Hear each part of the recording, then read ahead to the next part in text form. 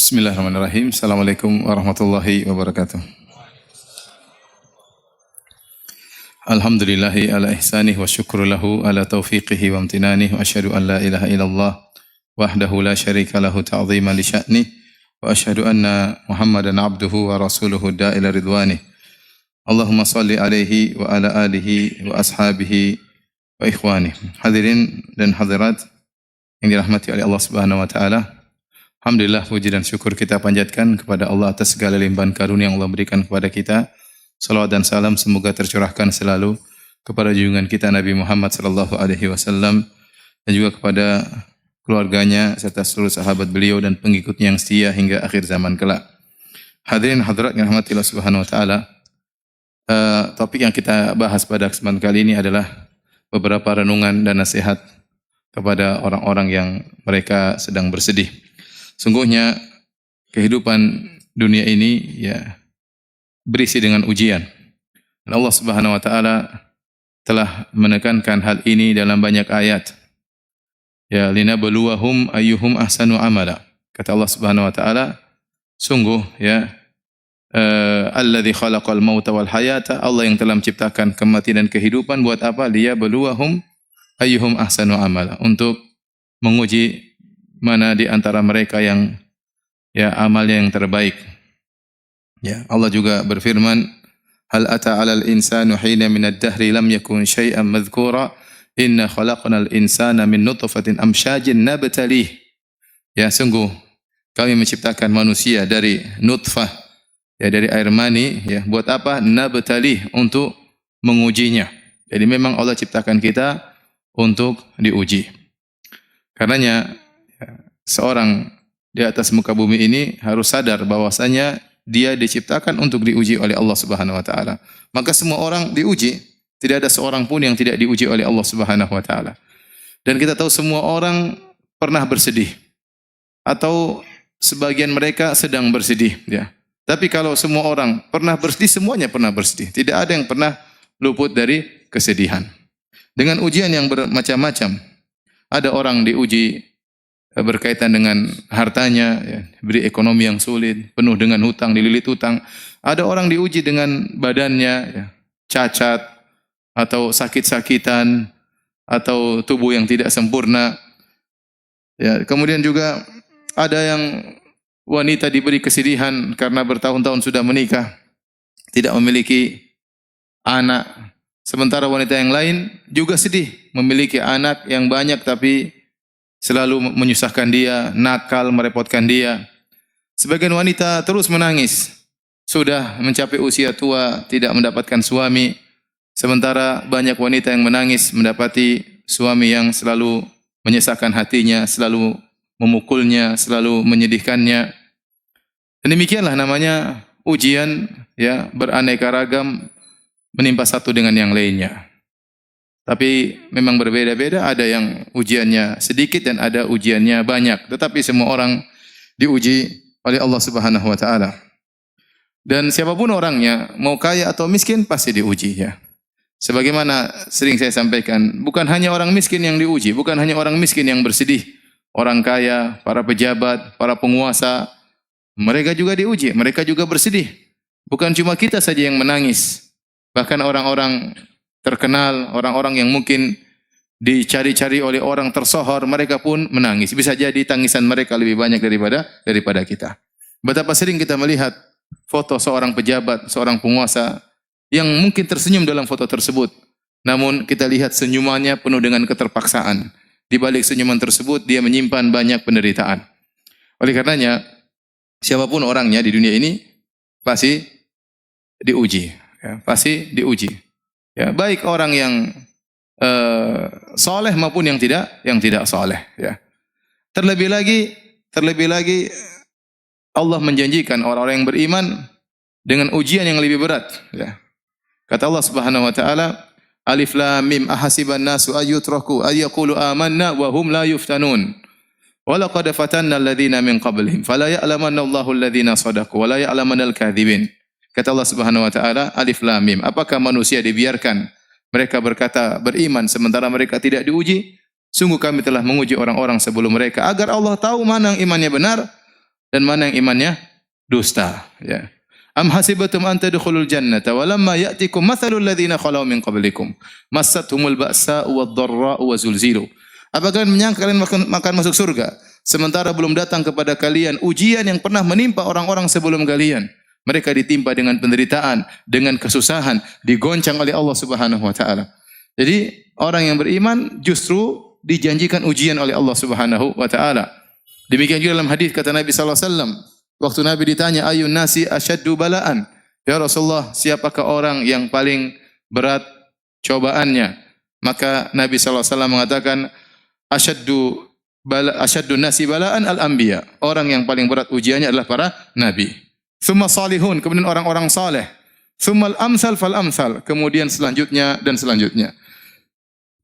Yubtala rajulu ala qadri imanihi. Seorang diuji berdasarkan kadar keimanannya. In kana fi imanihi salabatun zida fi balaihi. Kalau ternyata imannya kokoh, tegar, Allah akan tambah ujiannya. Wa in kana fi imanihi riqqatun khuffifa anhu. Kalau ternyata imannya lemah ketika diuji, maka Allah akan ringankan ujiannya.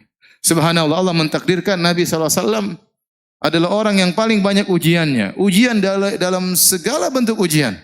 Ya. Lihatlah Nabi sallallahu alaihi wasallam dari kecil sudah diuji, lahir dalam kondisi tidak punya ayah. Kemudian tidak lama kemudian ibunya pun meninggal. Jadi yatim piatu. Hidup dalam kondisi miskin sejak kecil sudah menggembalakan kambing. Ya.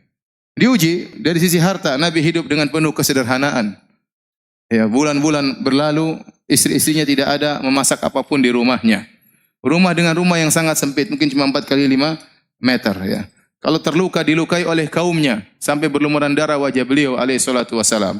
Adapun ujian penghinaan, ujian mental, maka dihina dengan berbagai macam ujian. Dikatakan pendusta, dikatakan tukang sihir, dikatakan dukun, dikatakan orang gila, ya. Dikatakan memutus silaturahmi, segala ya julukan yang terburuk yang ada di zaman itu ditempelkan kepada Nabi sallallahu alaihi wasallam. Kalau dikatakan ujian tentang kehilangan orang yang dicintai, maka Nabi diuji dengan meninggalnya Khadijah radhiyallahu taala anha, istri yang sangat dia cintai, yang 25 tahun hidup bersama Nabi, tidak pernah mengangkat suara di hadapan Nabi sallallahu alaihi wasallam. Bagaimana tempat curhatnya selama ini, kemudian Nabi ditinggal oleh Khadijah radhiyallahu taala anha di saat-saat Nabi lagi membutuhkan tempat untuk curhat. Tatkala itu lagi desakan kaum musyrikin, intimidasi kaum musyrikin, lagi di puncak-puncaknya, tiba-tiba Allah memanggil Khadijah radhiyallahu taala anha.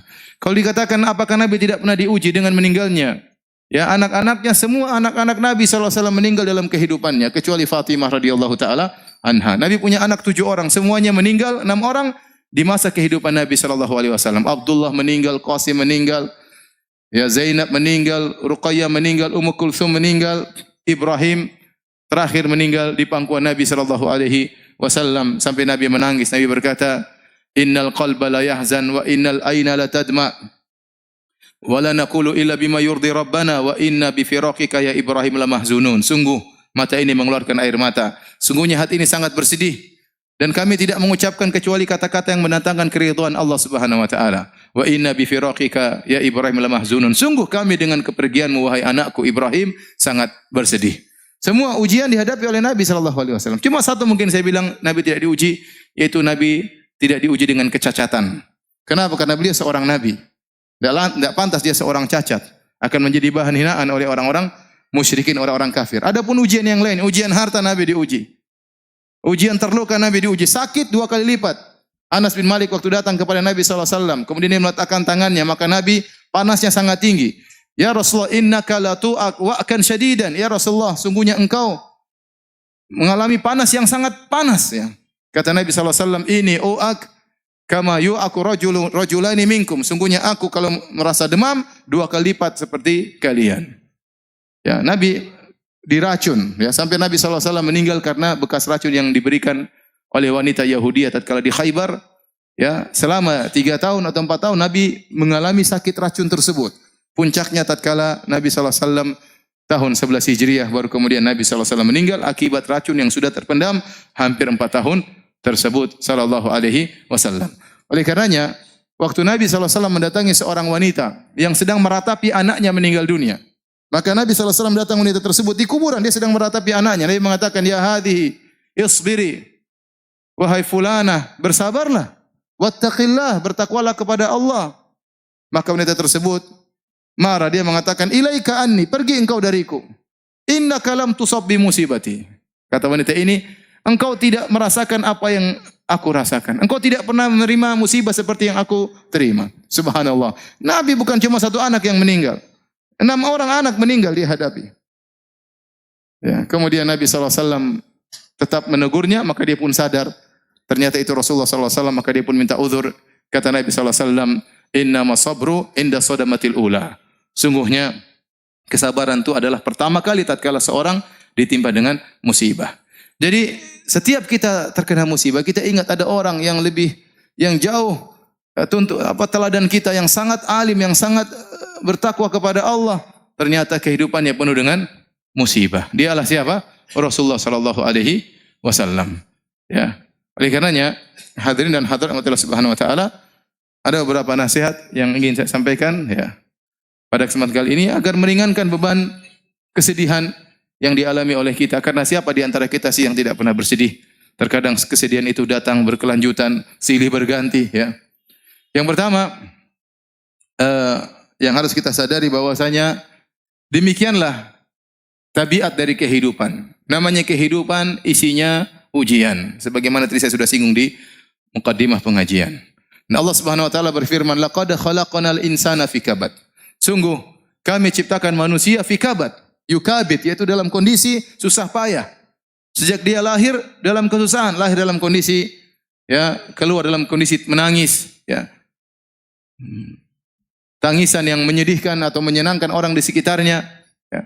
Kemudian setelah itu hidup dengan kepayahan, ditimpa dengan sakit ya, kemudian merangkak dan seterusnya ya. Kemudian dia pun setelah besar dia harus bekerja mencari nafkah ya, entah diterima pekerjaan atau tidak, belum dimarahin bosnya ya, harus berjalan di bawah terik matahari ya. Namanya manusia semuanya susah ya.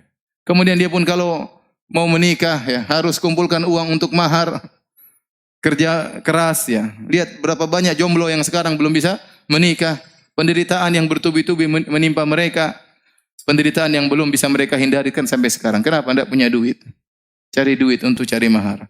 Begitu sudah cari mahar, kemudian melamar, terkadang ditolak. Penderitaan berikutnya. Semua datang orang kepada saya, Ustaz, saya sudah melamar. Nanti kenapa belum nikah? Sudah melamar, Ustaz. Kenapa? Aduh, ditolak, Ustaz. Kasihan. Kita ngelihatnya itu sedih gitu. Tapi bagaimana lagi ya? Ya. Belum lagi ternyata sudah ngelamar dapat istri, belum tentu dapat istri soleha. Ternyata istri ini ternyata bawa penderitaan, menambah amal soleh untuk bersabar. Tiap hari kerjanya ngomel, banyak tuntutan. Ternyata bisa jadi dapat mertua yang ternyata tidak baik juga, banyak menuntut, terkadang menghina, berbagai macam ujian. Ya. Kemudian punya anak-anak, dia harus berusaha ngurus anak-anak, yang ini butuh sekolah, ini butuh biaya, ini butuh ini, dia kerja keras, anak-anaknya nuntut, tidak tahu bapaknya kerja setengah mati. Itulah kehidupan. Itulah kehidupan. Di sela-sela itu dia sakit, terkadang gembira, terkadang sakit, terkadang bertemu dengan orang-orang yang dia cintai, terkadang dipisahkan dengan orang-orang yang dia cintai. Kalau dia umurnya panjang, dia akan lihat banyak orang yang dia cintai meninggal sebelum dia, dan itu kesedihan yang luar biasa. Kalau dia umurnya pendek, maka dia meninggal ditangisi oleh orang-orang di sekitarnya. Demikian kondisi kehidupan. Laqad khalaqnal insana fi kabad. Kami ciptakan manusia di atas kepayahan. Makanya Imam Ahmad ditanya, kapan seorang beristirahat? Kata Imam Ahmad rahimahullah, sampai dia menginjakkan kakinya di surga baru dia apa? Istirahat. Dalam kehidupan ini dia penuh dengan ujian, penuh dengan kepayahan, penuh dengan kesulitan. Semua orang. Ya, siapa yang tidak susah? Semuanya susah, ya. Semuanya susah. Orang kaya terkadang susah dalam kekayaannya. Ya, saya pernah ketemu kawan saya luar biasa, dia kaya. Cerita tentang perusahaan. Saya enggak jarang dengar, tapi cerita ini begini. Usaha kemudian terkadang naik turun, harga lagi turun, pusing. Ya. Kemudian kalau sudah mau lebaran mikir THR, setengah mati. Apalagi kalau ternyata pegawai 1.000 orang, THR 1.000 orang berapa orang? Berapa duit? Orang-orang pegawai yang miskin-miskin pada senang mau lebaran. Dia yang mau kasih gaji setengah mati. Jadi masing-masing ada ujiannya. Ya. Antum kira presiden, antum kira pejabat tidak susah, mereka juga susah. Di balik kegembiraan mereka, di balik kemewahan yang mereka miliki, mereka hidup dengan kegelisahan. Ya, betapa banyak yang demikian. Oleh karenanya ini tabiat dari kehidupan, kondisi kehidupan isinya adalah ujian. Maka Anda jangan berangan-angan terlepas dari ujian. Semua orang diuji, cuma bedanya ada yang sedikit, ada yang banyak, itu saja. Oleh karenanya, syair yang diucapkan oleh Imam Syafi'i rahimahullahu taala, dia mengatakan mihanuz zamani katsiratun la tanqadi wa sururuhu ya'tika kal ayadi. Sungguhnya ujian kehidupan itu tidak terputus-putus kata Imam Syafi'i. Ini menunjukkan bagaimana beliau banyak diuji. Apalagi beliau ulama, orang soleh, pasti banyak ujiannya. Mihanuz zamani katsiratun la tanqadi kata beliau. Ujian kehidupan, ujian zaman terus tidak terputus-putus. Wa sururuhu ya'tika kal a'yadi. Adapun kesenangannya datang sesekali seperti hari Eid, sesekali aja datang. Ya, oleh karenanya kita harus sadar bahwasanya ya dunia ini isinya adalah ujian. Isinya adalah ujian ya. Antum ingat ayat tersebut. Laqad khalaqnal insana fi kabad. Sungguhnya manusia diciptakan, Allah menciptakan manusia dengan kepayahan. Baik, ini yang pertama. Yang kedua, hadirin dan hadirat yang Allah Subhanahu wa taala, ya. Ingatlah bahwasanya yang menguji kita dengan ujian ini, ya, yang menimpakan kita musibah ini adalah Allah Subhanahu wa taala. Allah Subhanahu wa taala berarti ya sengaja. Ya, Allah dengan hikmahnya sengaja menimpakan musibah ini kepada kita. Allah telah memilih kita untuk diuji dengan ujian ini. Dan Allah tahu ujian ini pas buat kita. Allah tatkala mentakdirkan ujian ini bagi kita. Misalnya seorang kehilangan anaknya, seorang kehilangan barangnya, seorang mungkin terluka, seorang mungkin harus bercerai. Banyak musibah yang Allah tahu berarti memang ini pantas buat kita atau pas buat kita dan kita memang bisa untuk menghadapinya. Maka seorang ridha dengan keputusan Allah Subhanahu wa taala. Apalagi seorang tahu bahwasanya yang menentukan, mentakdirkan adanya musibah ini adalah Arhamur Rahimin. Adalah zat yang Maha Pengasih lagi Maha Penyayang. Yang lebih sayang kepada dia daripada seorang ibu kepada anaknya. Ya. Lallahu arhamu bi ibadihi min hadhihi biwaladiha. Allah lebih sayang kepada hamba-hambanya daripada seorang ibu terhadap anaknya. Jadi kalau Allah kasih kita musibah, kasih kita ujian, ya udahlah. Ini berarti memang Allah sudah takdirkan. Dan Allah memilih buat kita ujian tersebut, berarti kita sebenarnya sanggup untuk menghadapinya. Karena Allah telah berfirman, la yukallifullahu nafsan illa usaha. Allah tidak memberi luar kemampuan. Jadi kalau kita berusaha, bersabar, berdoa, tegar, insya Allah kita bisa menghadapi ujian ini. Dan ini memang pas, kadarnya sesuai yang Allah kehendaki. Ini dia ujiannya sekian. Kadarnya sekian. Makanya tadi hadis yang sudah saya sebutkan. Allah memberi ujian kepada seorang hamba. In kana fi imanihi salabatun zida fi balaihi. Kalau ternyata imannya kokoh Allah tambah. Berarti Allah memberi ujian sesuai dengan kadar yang pas buat kita. Maka seorang begitu diuji, sabar. Sabar. Dia tahu bahwasanya ini adalah ujian yang memang harusnya bisa dia hadapi. Kemudian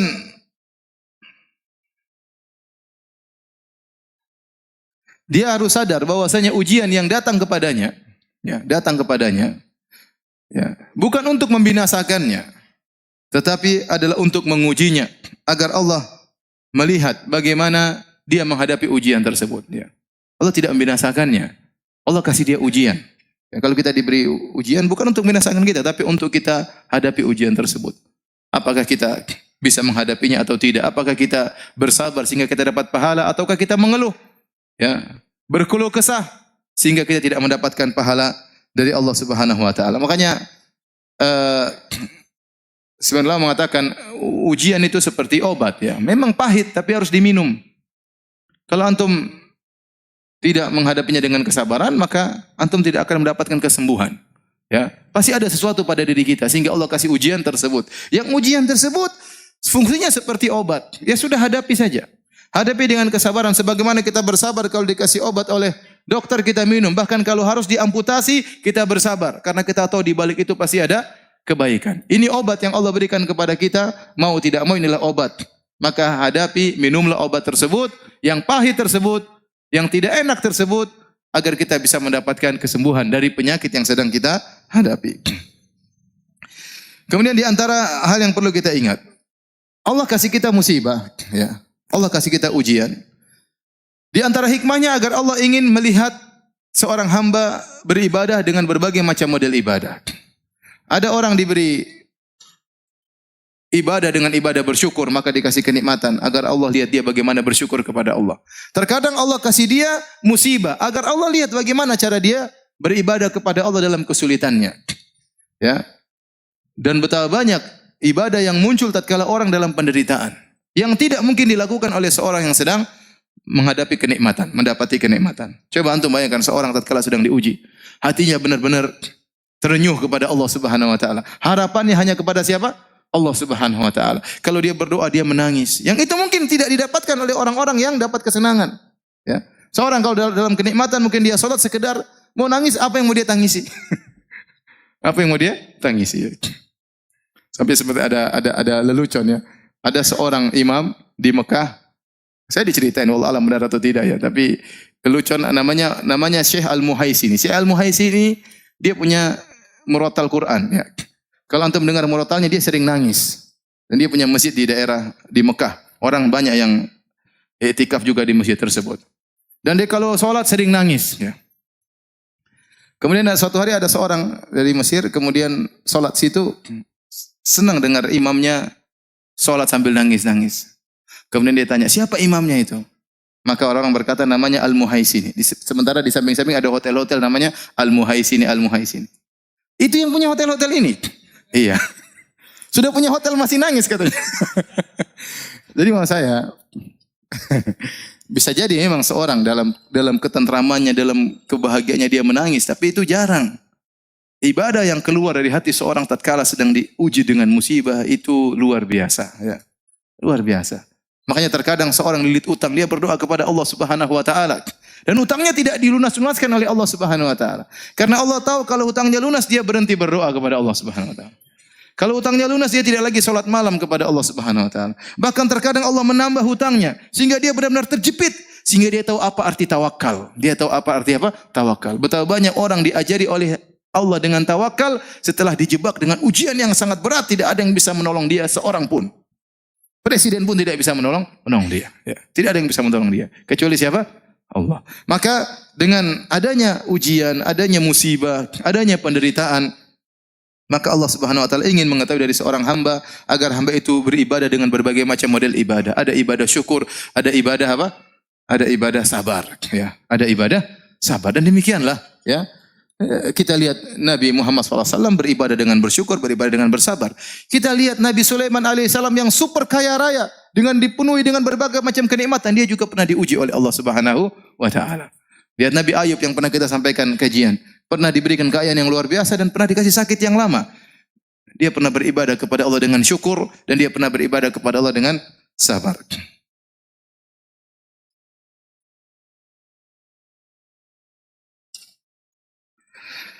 Kemudian ingat, jika Anda diuji oleh Allah Subhanahu wa taala, Anda bersabar, maka sungguhnya Anda dalam kebaikan. Anda masih dalam kebaikan. Kapan Anda tidak dalam kebaikan? Kalau Anda mengeluh, kalau Anda meronta, kalau Anda protes kepada Allah Subhanahu wa taala. Nabi SAW bersabda, "Ajaban li amril mu'min, inna amrahu kullahu khair." Sungguh menakjubkan perkara seorang mukmin. Sungguhnya perkaranya seluruhnya adalah kebaikan. Seluruhnya kebaikan. Wa laisa dzalika li ahadin illa lil mu'min. Dan ini tidak mungkin kecuali hanya kepada seorang mukmin. Seorang mukmin yang selalu dalam kondisi baik. Dan ini tidak mungkin dilakukan kecuali oleh seorang mukmin. In asabatu sarra syakara fakana khairal lahu. Kalau dia mendapati kesenangan-kesenangan maka dia bersyukur dan ini baik baginya. Wa in asabatu dharra, dan jika dia diuji dengan penderitaan, sabara, maka dia bersabar. Fakana khairal lahu, dan itu baik baginya. Oleh karenanya, jika Anda sedang diuji sementara Anda bersabar, sungguhnya Anda dalam lautan kebaikan. Kebaikan terus mengalir, argo kebaikan terus berjalan karena Anda sedang dalam kesabaran sebagaimana ya yang dijelaskan dalam hadis tersebut.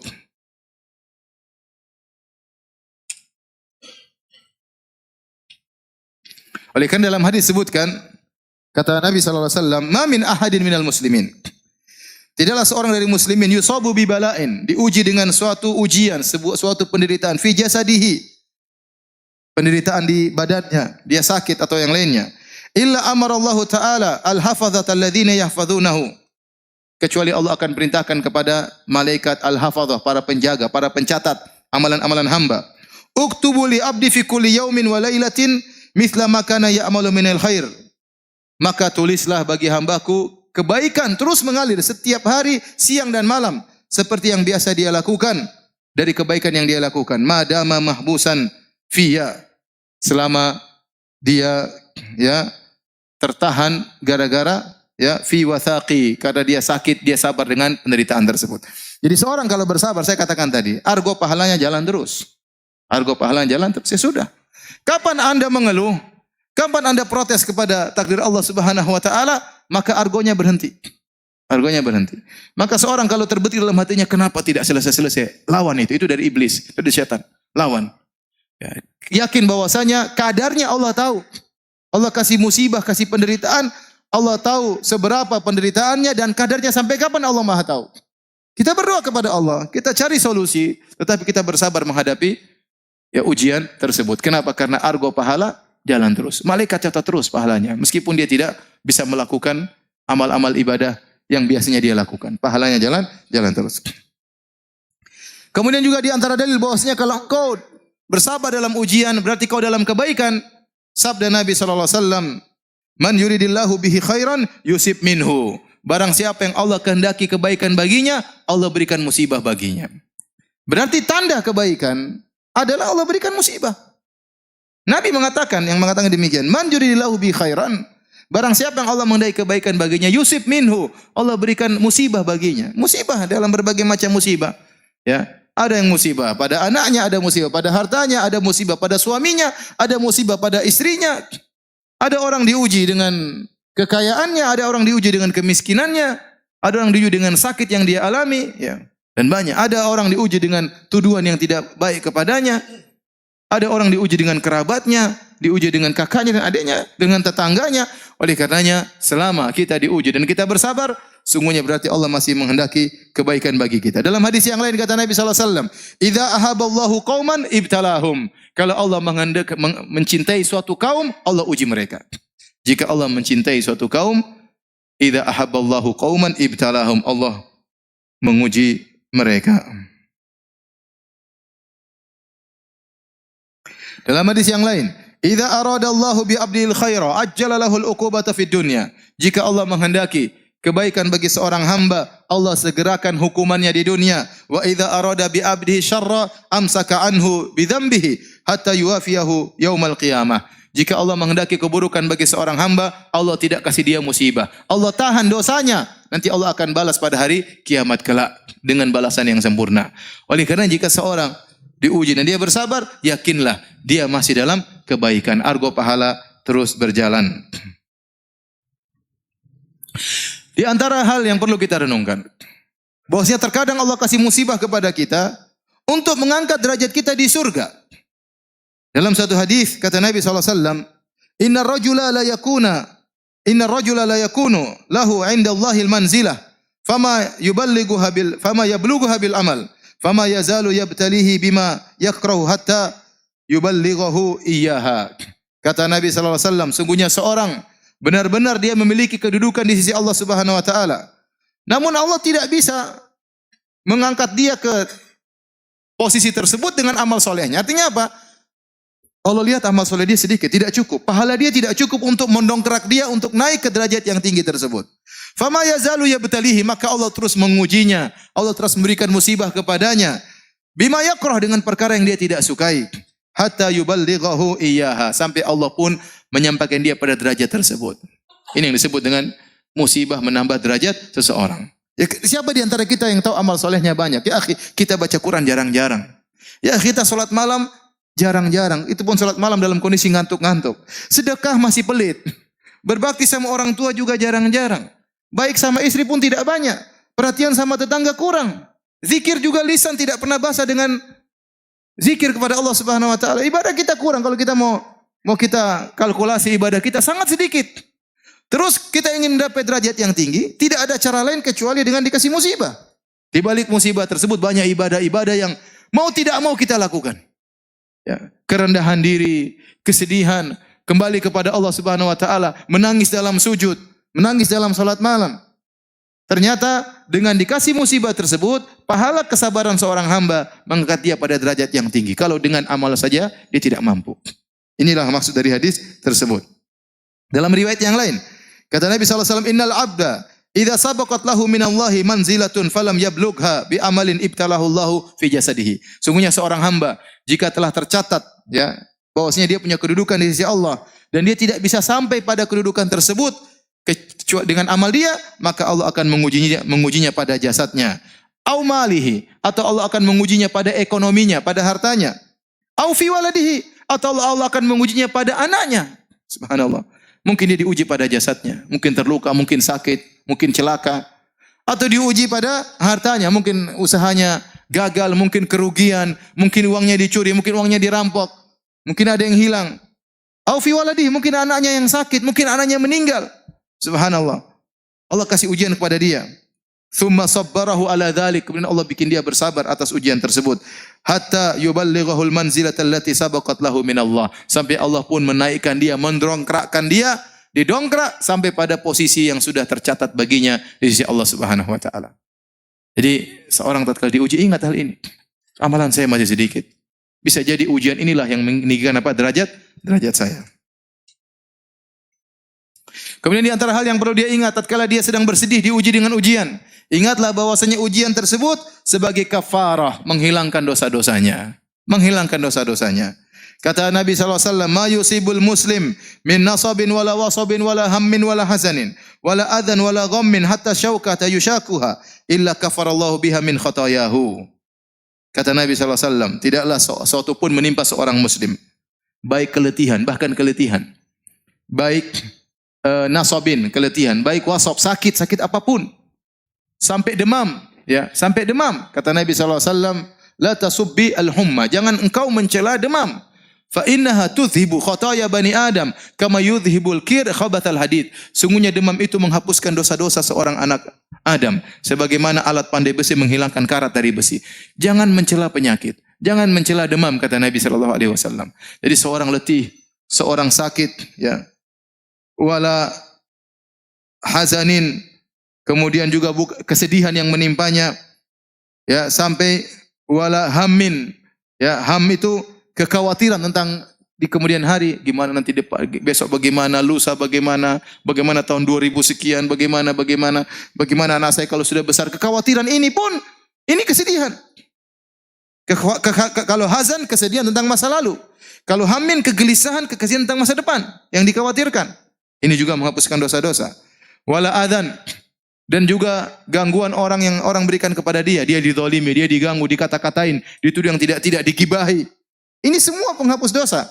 Wala ghammin, kegelisahan. Seorang muslim terkadang tidak jelas, tahu-tahu dia gelisah. Tahu-tahu ada hatinya lagi tidak tenteram, tidak tahu kenapa. Ketahuilah itu penghapus dosa-dosa. Wala syauka yushakuha, bahkan duri yang mengenai tubuhnya, kecuali Allah akan menghapuskan dosa-dosanya. Maka seorang bersabar, ya, tatkala, ya, diberi ujian oleh Allah Subhanahu wa taala. Ya, sampai dalam hadis disebutkan sampai dia diuji oleh Allah terus, sampai dia berjalan di atas muka bumi tidak ada dosa sama sekali. Berjalan dengan santai, tidak ada satu dosa pun yang ada di tubuhnya. Kenapa? Selama ini dia bersabar tatkala diuji oleh Allah Subhanahu wa taala. Terkadang orang, ya ikhwan, diuji dengan berbagai macam ujian, dari ujian satu ke ujian yang lain. Dan itu yang dialami oleh Nabi sallallahu alaihi wasallam. Terkadang orang dikasih uji dengan satu ujian. Karena kalau Allah tahu dia mampu menghadapi ujian ini. Kalau dikasih ujian lain mungkin dia tidak mampu. Ya sudah, Allah kasih dia misalnya kesulitan ekonomi terus sampai dia meninggal dunia.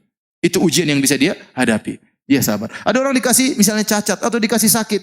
Ujian terus bertahun-tahun sampai dia meninggal dunia. Allah tahu ini ujian yang bisa dia hadapi. Inilah yang bisa mengangkat derajatnya. Ini yang bisa menghapuskan apa? Dosa-dosanya. Ya akhi, sekarang kita banyak dosa. Saya sering sampaikan kalau zaman dahulu orang ingin tidak berdosa gampang. Tinggal dalam rumah tidak berdosa. Sekarang dalam rumah juga berdosa. Sendirian juga berdosa. Selama pegang HP berdosa. Kalau internet mati baru tidak berdosa. Kamu internet mati, apa yang mau dilihat? Enggak ada. Mau gibah enggak ada teman gibah kalau sendirian. Mau dengar berita gibah pun tidak bisa. Ya. Mau tulis status komentar sana komentar sini pun tidak bisa. Mau riak dengan status enggak bisa. Sudah. Tapi sekarang dimanapun seorang bisa bermaksiat. Selama sinyal masih nyala, bisa bermaksiat. Nah, ini kesempatan. Allah kasih ujian menghapuskan dosa-dosa kita. Kita tidak minta kepada Allah, ya Allah ujilah saya. Jangan. Kata Nabi SAW, la tatamannau liqa'al adu. Jangan kalian berangan-angan untuk bertemu dengan musuh. Fa idza laqitumuhum fasbiru, fasbutu. Kalau ketemu dengan musuh sabar. Kita tidak minta diuji, tapi kalau Allah kasih ujian kita bersabar. Karena ujian tersebut menghapuskan dosa-dosa. Ujian apapun ya, ujian apapun. Sedih, gelisah, kekhawatiran, takut, jengkelan ya. Pulang ke rumah diomelin istri, itu menghapus dosa-dosa. Alhamdulillah. Kenapa mas? Alhamdulillah. Bilang mas. Alhamdulillah. Semua omelanmu, semua teriakanmu menghapuskan dosa-dosaku. Kalau aku bersabar ya. Kalau enggak bersabar tambah dosa.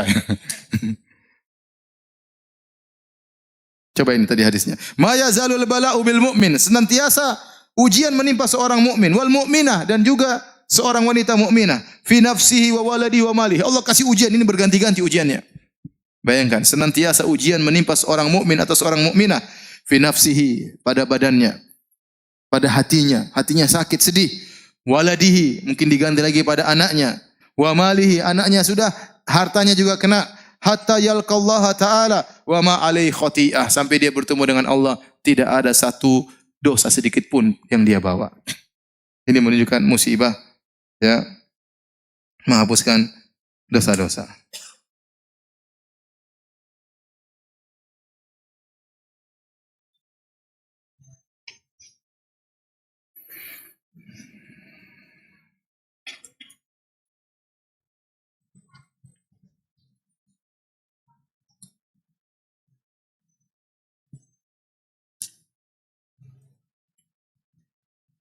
Dalam satu hadis dari Jabir bin Abdullah dari Imam Ahmad dengan sanad yang sahih.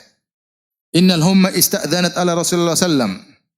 Demam datang menemui Nabi sallallahu alaihi wasallam minta izin kepada Nabi sallallahu alaihi wasallam. Ini kekuasaan Allah. Datang demam. Kemudian Nabi bertanya, "Man hadhihi?" Siapa ini yang minta izin? Kata demam Ummu Mildam dan itulah kunyahnya demam, humma. Maka fa amara biha ila ahli Quba. Maka Nabi perintahkan dia untuk pergi ke penduduk kota Quba agar mereka yang ditimpa dengan demam. Falaqu minha ma ya'lamullah. Maka mereka pun ditimpa dengan demam karena Nabi mengarahkan demam tersebut untuk menimpa penduduk Quba.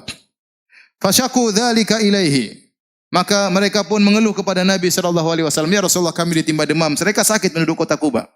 Di Madinah dan Quba ya. Penduduk kota Quba. Maka Nabi berkata, "Ma syi'tum, in syi'tum an ad'ullaha lakum fayakshifaha ankum wa in syi'tum an takuna lakum tahuran." Terserah kalian wahai penduduk kota Quba. Kalau kalian berkehendak, aku akan berdoa kepada Allah agar Allah menyembuhkan kalian dari demam tersebut. Demam tersebut diangkat oleh Allah Subhanahu wa taala. Kalau kalian mau, maka demam ini akan menjadi pembersih dosa-dosa kalian. Maka mereka berkata, "Awa taf'aluhu?" Apakah demam bisa menghilangkan dosa-dosa kami? Qala na'am, kata Nabi, iya. Qalu fada'ha, kata mereka biarkan demam tersebut menimpa kami. Jadi demam menghilangkan apa? Dosa-dosa. Demam menghilangkan dosa-dosa. Hadis ini disahihkan oleh Syekh Albani rahimahullahu taala. Oleh karenanya bukankah kalau kita menyungguh orang sakit apa yang kita katakan? Tahur insyaallah. Tahur insyaallah. Ya, membersihkan dosa-dosa. Insyaallah di situ tahqiq untuk menunjukkan pasti membersihkan dosa-dosa jika Anda bersabar. Ya. Untuk menunjukkan pemantapan. Tahur insyaallah. Ini penyakit yang menimpamu akan menghilangkan dosa-dosamu jika engkau bersabar.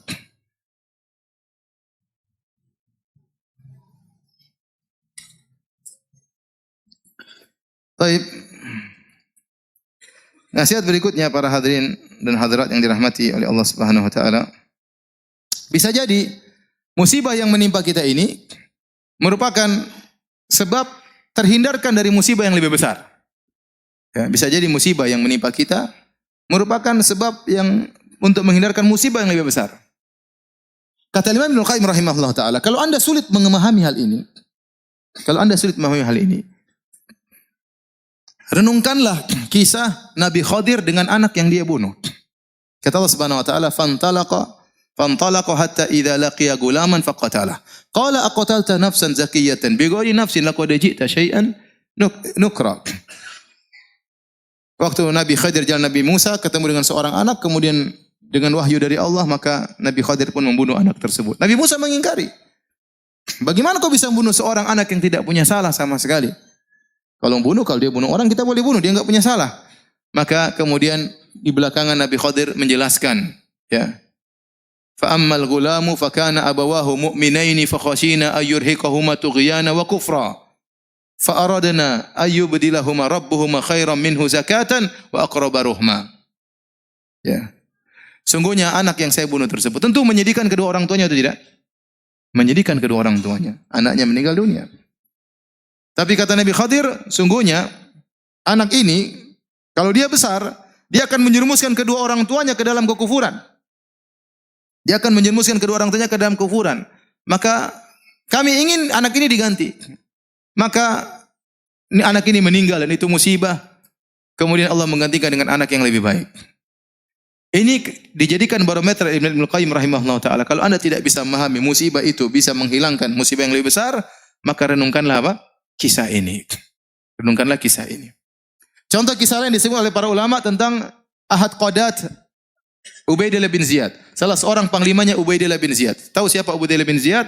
Ubaidillah bin Ziyad ialah panglima atau yang telah membunuh, yang memimpin untuk membunuh siapa? Al-Husain.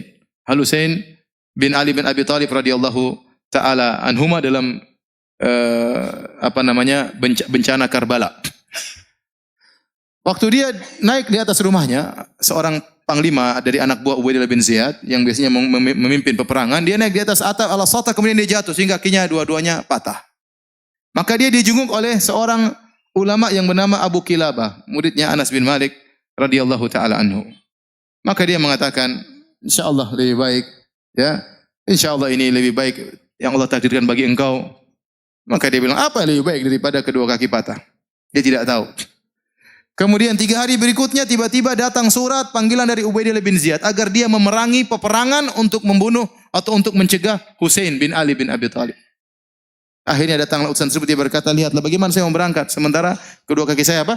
Patah. Akhirnya tidak jadi dia. 11 hari kemudian datang kabar Husain telah terbunuh. Dia bilang, rahimallahu Abu Kilabah.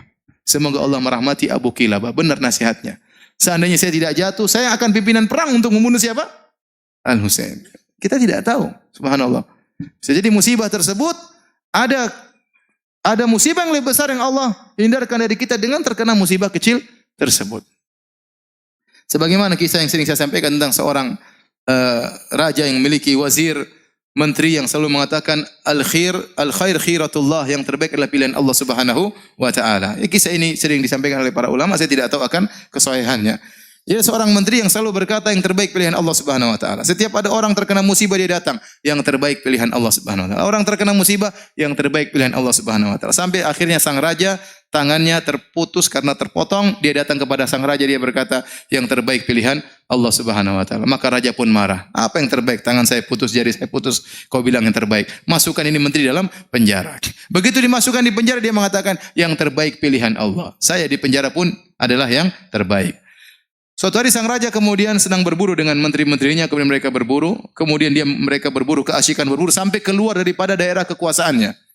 Sampai akhirnya dia terjebak ke suatu kaum yang mereka menyembah berhala atau menyembah arwah, dan mereka ingin menangkap orang supaya dikurbankan kepada sesembahan tersebut. Akhirnya sang raja ditangkap dengan pengawal-pengawalnya, semua ditangkap dan semuanya dibakar atau dipanggang atau dibunuh untuk arwah mereka. Ketika sang raja ingin dibunuh, tiba-tiba ada seseorang dari penyembah berhala tersebut berteriak, ini tidak pantas orang ini untuk disembahkan kepada Tuhan kita. Kenapa? Tangannya ada yang cacat jarinya. Yang cacat tidak boleh. Seperti kambing, kalau ada kambing yang luka, tidak boleh. Ada kambing yang buta, tidak boleh. Ini tidak cacat untuk jadi korban. Kalau korban harus orang yang tidak boleh cacat. Akhirnya raja tersebut disuruh pulang dan dia selamat gara-gara jarinya yang putus. Maka dia ingat perkataan menterinya, benar perkataan menteriku, yang terbaik adalah apa? Pilihan Allah Subhanahu wa taala. Maka dia segera pulang ketemu menterinya, dia mengatakan benar perkataanmu, yang terbaik adalah pilihan Allah. Terus kamu waktu di penjara, kenapa kau bilang terbaik pilihan Allah? Kata dia, kalau saya tidak di penjara, tentu saya akan ikut berburu sama Anda dan saya jadi korban. Jadi maksud saya, seorang renungkan ini kisah bisa jadi ya, bisa jadi musibah ya, mendatangkan atau menolak musibah yang lebih besar. Saya pernah dengar cerita ada seorang dia menemani orang untuk pergi ke bandara. Ya, tamu datang, kemudian dia pun menemani tamu tersebut menunggu ke bandara. Ternyata pesawat delay.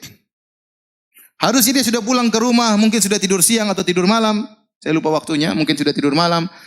Namun gara-gara ngantar temannya ini, padahal dia lagi sibuk, setiap ngantar lihat jam, aduh, kok enggak. Ternyata pesawat delay dan karena dia enggak enak dia nungguin. Musibah. Waktu dia terbuang, pekerjaannya tertunda. Subhanallah, sampai akhirnya temannya tersebut berangkat, dia pulang ke rumah, ternyata rumahnya kecurian. Terus rumahnya kecurian.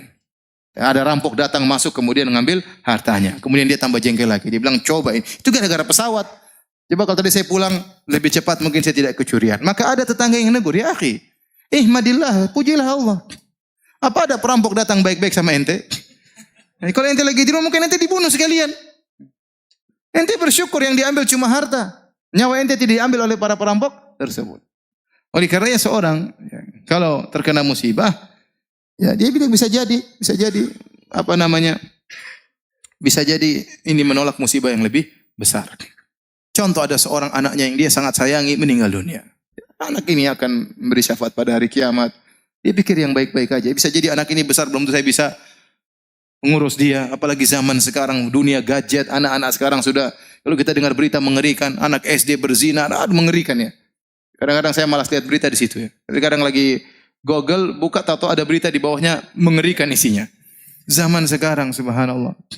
Zaman sekarang kita punya anak besar belum tentu bisa kita rawat, belum tentu bisa kita didik, bisa jadi bumerang bagi kita pada hari kiamat. Oleh karenanya, ya, apapun musibah menimpa kita, ya, kita bilang ini insya Allah menolak musibah yang lebih besar.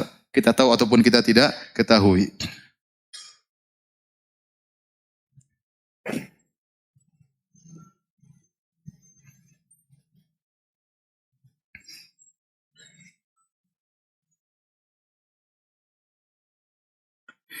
Anda ditimpa musibah oleh Allah Subhanahu wa taala agar Anda tahu bagaimana bersyukur yang benar. Terkadang seorang tidak tahu rasa syukur, nikmatnya syukur kecuali setelah dikasih apa? Musibah. Seorang terkadang lupa dengan kenikmatan sehat kecuali setelah dikasih apa? Sakit. Baru dia tahu betapa nikmatnya sakit. Sebagaimana pepatah mengatakan, "Laulam takun musibah lama kanat hunaka sa'adah." Kalau bukan karena musibah tidak ada namanya kebahagiaan. Karena seorang benar-benar merasakan kebahagiaan setelah mengalami apa? Musibah.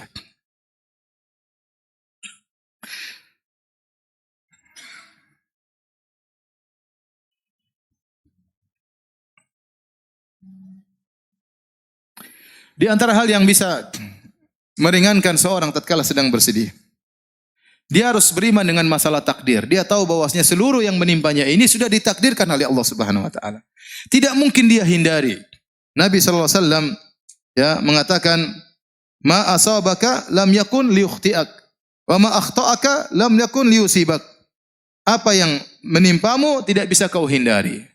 Dan apa yang terhindar darimu tidak mungkin menimpamu. Ini sudah pasti ya. Inna Allah kataba maqadir al-khalaiq qabla an yakhluqa as-samawati wal ard bi 50,000 sanah. Sungguhnya Allah mencatat takdir seluruh makhluk, termasuk Anda ini makhluk. Takdir Anda telah ditulis oleh Allah secara detail, masing-masing kita secara detail. Ya, dari masih nutfah sampai meninggal dunia sudah dicatat oleh Allah dengan detail dan Anda tidak akan keluar dari takdir tersebut. Ya. Bahkan Allah catat tersebut 50,000 tahun sebelum Allah ciptakan langit dan bumi, bukan sebelum 50,000 tahun sebelum ente diciptakan, enggak. 50,000 tahun qabla an yakhluqas samawati wal ard, sebelum Allah ciptakan langit dan bumi. Kata Nabi sallallahu alaihi wasallam, "Rufi'atil aqlam wa jaffatis suhuf." Pena-pena sudah diangkat dan lembaran sudah kering, tidak ada perubahan. Maka mau tidak mau, Anda tidak akan bisa menghindar dari musibah tersebut. Karena musibah tersebut sudah tercatat bagi Anda. Tinggal bagaimana Anda menghadapi musibah tersebut. Kalau Anda menghadapinya dengan sabar, fa anta ma'jur, maka engkau dapat pahala. Tapi jika engkau menghadapinya dengan tidak bersabar, fa anta ma'zur, engkau dapat dosa. Tetap saja tidak terhindar. Mau diapain? Sekarang kalau ada misalnya seorang ibu anaknya meninggal dunia, kemudian dia meronta-ronta, menangis-tangis, apakah anaknya bisa hidup kembali? Nggak bisa. Percuma. Tinggal di hadapan dia mau meronta-ronta, dapat dosa, dia bersabar, kesedihan ada. Nabi pun bersedih. Tapi dapat pahala. Tinggal dia pilih yang mana. Dan tidak akan merubah kondisi. Tidak akan merubah kondisi. Seandainya kalau dia meronta-ronta, menangis-tangis, anaknya hidup kembali, silakan meronta-ronta. Tapi tidak ada, tidak bisa. Sebagian ibu-ibu, subhanallah, saya dengar berita sedih sekali. Saya tahu ada seorang wanita, ya sudah ngaji, kemudian sampai bercadar, kemudian anaknya meninggal. Kemudian dia teriak-teriak, dia marah-marah. Kembalikan anakku, kembalikan. Tidak terima. Ya subhanallah. Inilah ujian, ya. Inilah ujian. Memang berat. Siapa yang bilang ringan? Berat sekali. Tapi anti diuji agar anti mencapai derajat yang tinggi, mendapatkan pahala yang besar. Maka jangan hadapi ujian tersebut dengan bentuk protes kepada takdir Allah, tidak menerima takdir Allah Subhanahu wa taala. Tidak akan bisa merubah kondisi tersebut. Anti meronta-ronta, anti marah-marah, anti ngamuk-ngamuk, anti banting sini banting anu, tidak akan merubah kondisi. Oleh karenanya apa yang menimpa kita tidak mungkin kita hindari. Yakin ini sudah ditakdirkan oleh Allah Subhanahu wa taala. Mau apa lagi? Qadarullah. Makanya kalau dapat musibah bilang apa? Qadarullah, sudah. Itu langsung menenangkan hati kita. Ya sudah, mau diapain? Qadarullah, mau diapain? Ya. Kita sudah berusaha, ternyata salah. Kita sudah menjaga anak kita sudah obati ke rumah sakit, kita sudah qadarullah, mau diapain? Mau diapain? Ya. Ustaz, istri saya kurang ajar, ya sudah qadarullah, mau diapain? Ente sudah nyari, ente sudah searching di Facebook kan? Cari yang ini, sudah verifikasi lagi, sudah semuanya, sudah tanya semua, sudah ternyata salah Ustaz. Ya qadarullah, hadapi ujian tersebut. Mau diapain? Mau diapain?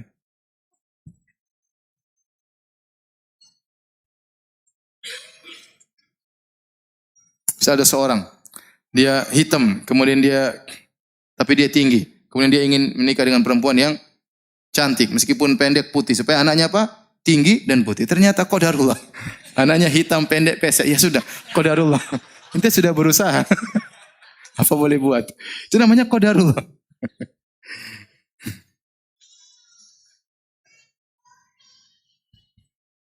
Jadi yang paling mudah membuat orang sabar adalah yakin bahwasanya semuanya sudah ditakdirkan oleh Allah Subhanahu wa taala.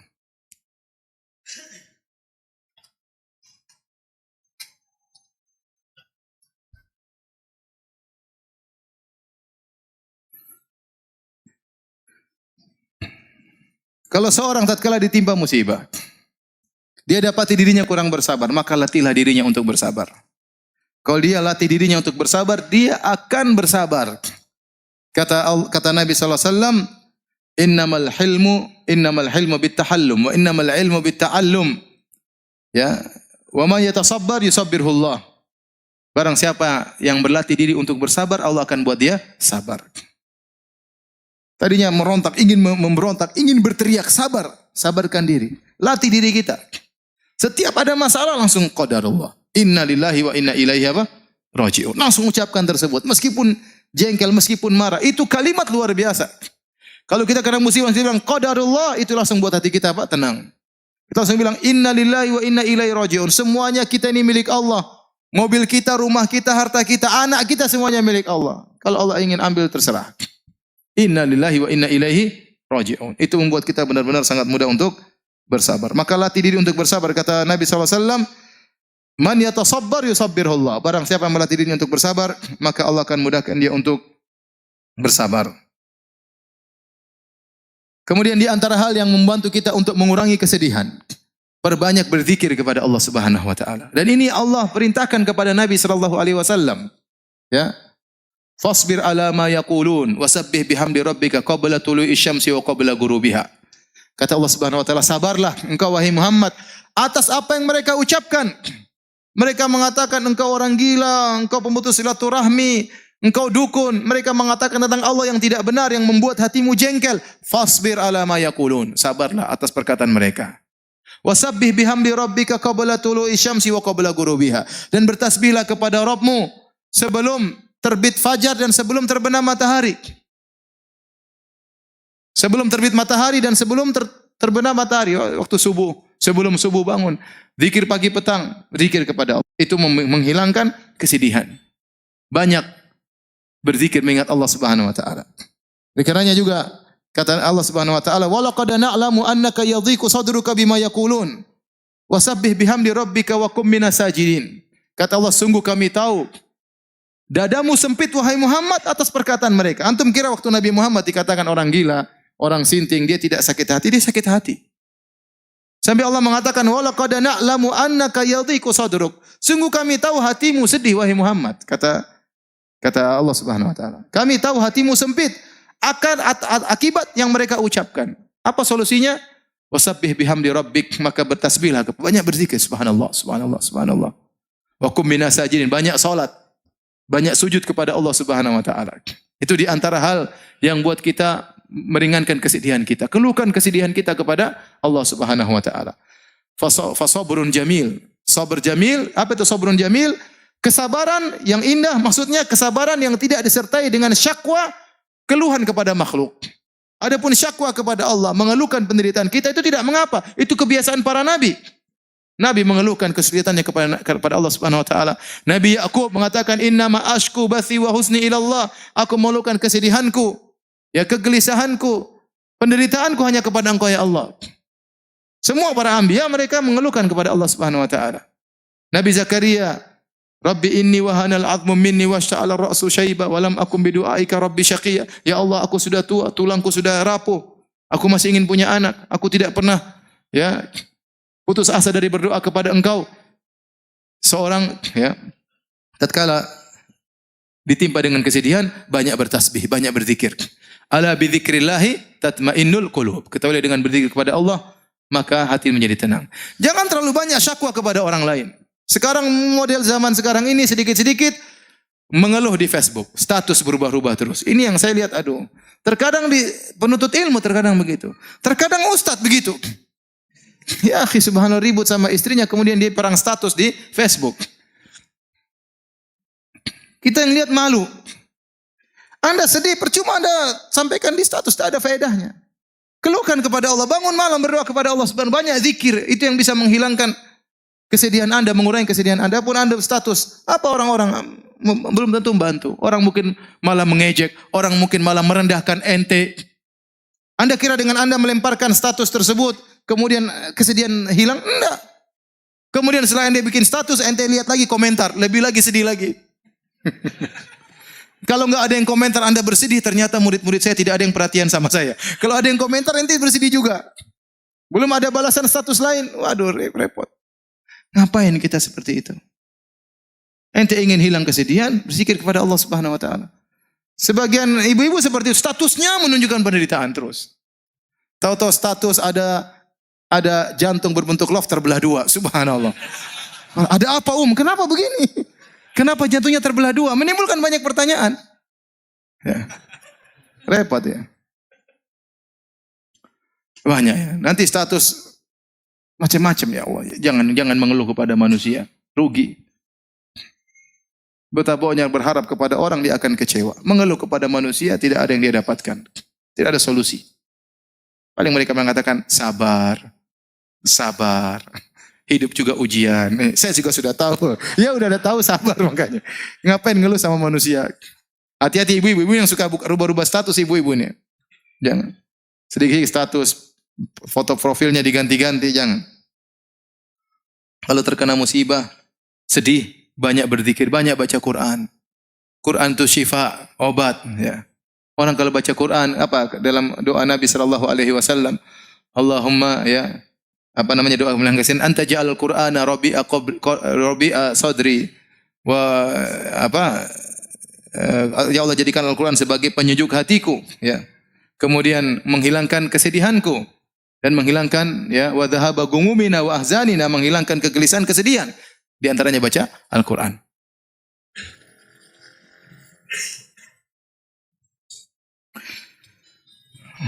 Kemudian di antara hal yang membantu kita untuk menghilangkan kesedihan, yaitu jangan memutar kembali masa-masa yang lalu. Kenangan-kenangan lalu hapuskan. Ada seorang mungkin ya punya anak meninggal dunia. Kemudian dia masih simpan bonekanya, dia masih simpan bajunya. Ini jangan, ini menyiksa diri. Sudah sedekahkan kepada orang lain. Nanti dilihat bonekanya, dia nangis lagi lihat anaknya. Lihat sepedanya, dia nangis lagi lihat apa? Anaknya. Jadi itu terjadi. Sudah itu semua barang kasih orang. Jangan mencoba untuk mengingat masa lalu yang menimbulkan kesedihan, karena itu diingin oleh setan. Ya. Setan ingin apa? Liyahzunal ladzina amanu. Setan ingin agar orang beriman sedih. Kenapa kalau orang beriman sudah sedih dan kesedihannya berlebih-lebihan, tidak mengantarkan dia dekat kepada Allah, akhirnya banyak perkara akhirnya terbengkalai. Dia kalau sudah sedih, terlalu sedih, ngurus anak-anak yang lain susah. Perhatian sama suami susah. Dia pun jarang pengajian, dia cuma baca Quran, nangis saja kerjanya.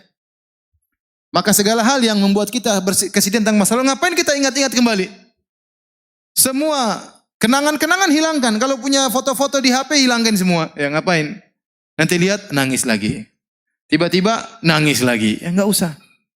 Enggak usah. Baik tentang orang tua kita, baik tentang anak-anak kita, yang sudah lalu biarlah berlalu. Ya. Ngapain kita menjebak diri kita pada kesedihan yang lalu yang tidak mungkin kita perbaiki lagi, mustahil, tidak mungkin kita kembalikan lagi. Mustahil.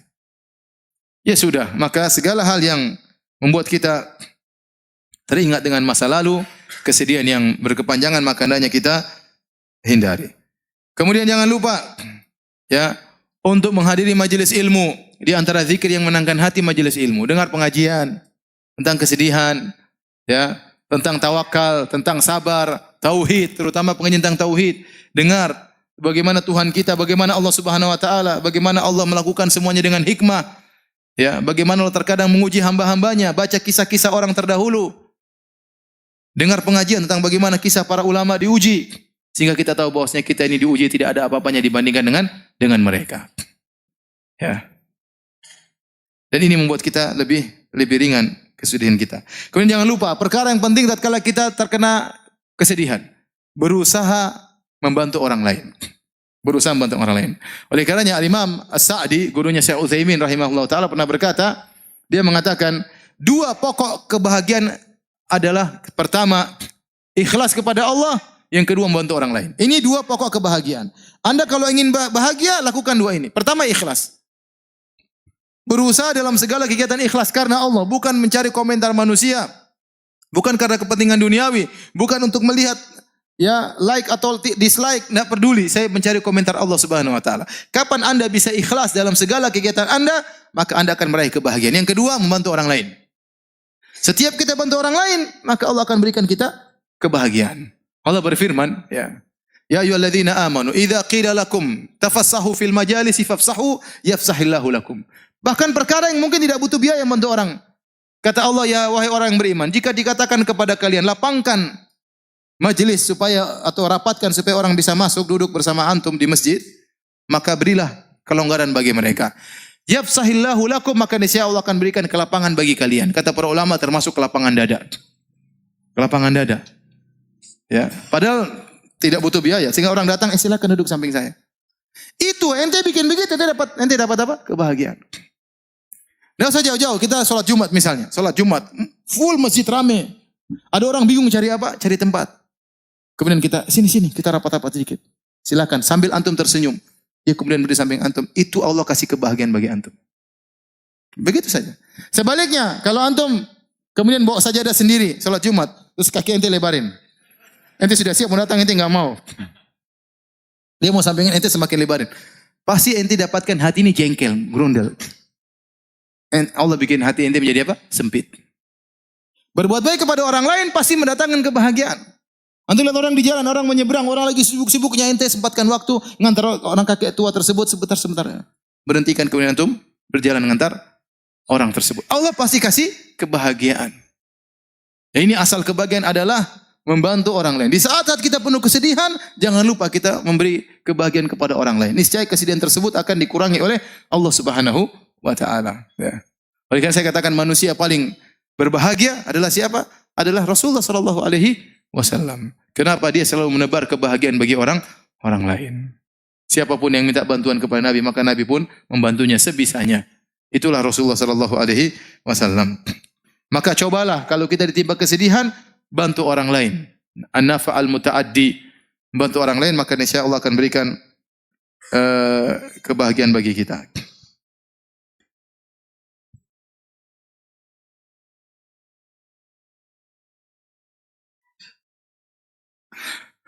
Kemudian aku lagi sedih.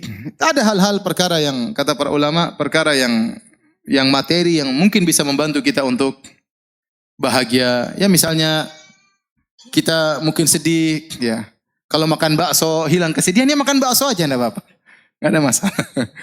Lagi enggak enak badan, lagi enggak enak hati, pengen mana? Pengen lihat hijau-hijau, udah pergi hijau-hijau lihat, enggak ada masalah. Jangan kunci pintu, matikan lampu, tambah sedih. Ya, ini di antara hal. Kemudian saya kalau ketemu si fulan, saya selalu bahagia, dia orangnya lucu. Ya udah pergi ke orang tersebut. Ketemu ngobrol sama dia, ganti suasana. Nah, apa kita lakukan untuk menghilangkan apa? Kesedihan, ya. Ya, senang dengan warna tertentu. Kalau warna hijau, indah, hati menjadi tentram. Ada ibu-ibu senang lihat warna ungu, ya. Lihat sudah lakukan, tidak ada masalah. Ini termasuk perkara-perkara yang bisa menambah, ya, menghilangkan kesedihan. Kemudian hindari hal-hal yang bisa mendatangkan kesedihan bertambah. Contoh nonton berita, sukanya nonton berita kriminal. Tambah sedih enggak? Tambah sedih. Waduh, sedih. Berita tentang selingkuh, semakin sedih, ketakutan. Waduh, sudah gini suami saya selingkuh. Ketakutan luar biasa. Pelakor, apa namanya? Pelakor tadi? Pelari apa? Oh, perebut laki orang. Saya kira pelari laki orang. Berita-berita seperti itu akhirnya bikin gelisah, bikin sedih. Ketemu orang yang mulutnya kotor, jangan ketemu dia. Ketemu majelis-majelis ghibah, jangan. Ini bikin kesedihan semuanya. Ganti suasana, ya. Ganti suasana. Kalau punya grup ternyata isinya berita-berita enggak enak, left, tinggalkan grup. Cari grup yang lain yang bisa mendatangkan apa? Kebahagiaan. Tidak ada masalah. Itu juga di antara hal yang bisa mengurangi kesedihan. Kemudian yang terakhir, hadirin hadirat Allah Subhanahu wa taala, kalau kita terkena musibah, usahakan musibah tersebut kita ringankan dengan beberapa perkara, di antaranya ya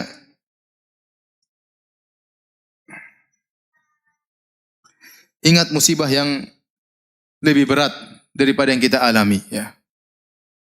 Kalau kita terkena musibah, misalnya ada seorang tangannya terluka, kemudian dia memuji Allah, alhamdulillah. Kenapa ente memuji Allah? Alhamdulillah, bukan di lisanku. Coba kalau lidahku yang luka, bukan di mulutku, bukan di wajahku, seperti itu. Ya. Ada seorang salaf yang kemudian kakinya luka, maka dijunguk oleh seorang, kemudian dia mengatakan, alhamdulillah, yang membiarkan dirimu masih lebih banyak daripada yang hilang. Yang hilang satu kaki, badan masih lengkap, mata masih bisa melihat, ya. Kemudian badan masih ada, ya. Masih banyak musibah yang lebih berat daripada yang kita alami. Maka dengan begitu kita menjadi lebih ringan. Seorang misalnya, maka ada seorang wanita pernah, dia lagi sedih, dikasih kertas. 2.